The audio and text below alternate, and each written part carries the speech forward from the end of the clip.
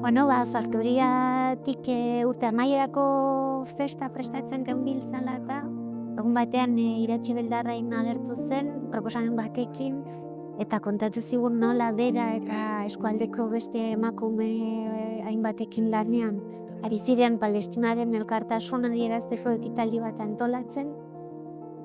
Tartean badaude ere Palestinaren alde lanean dabiltzanik aktivista batzuk. Pentsatu genuen politena izango zela elkarlan bat egitea eta festa hori elkarrekin egitea.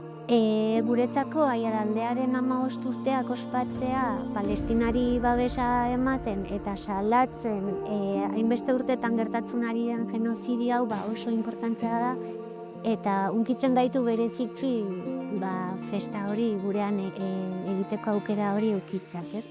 Ateak irekiko ditugu goizeko 11 aldera, ekitaldiari hasiera emateko ongietorri bat gauzatu dugu eta azokaren irekiera baita ere, 11etan izango da, eta jarraian SFEM dantza taldearen ekitaldi bat izango dugu. Sorkuntza kolektibo bat burutuko da baita ere, DJ Miraklerekin batera, afrobeat soinuak eta palestinar kanta ezberdinak naziko ditu, eta gero 11etako bat hartuko dugu guztiak batera. Ondoren mahai inguru bat egongo da eta bertan begiradak jarriko diogu gure gorputzek eta elkartasun sareek gerra garaian duten lekuan. 3 aldera bazkari bat egingo dugu eta laizter izango dituzue sarrerak salgai Aiaraldeako txoko ezberdinetan. Bazkalostean Rifka poesia errezitaldi musikatu bat izango dugu.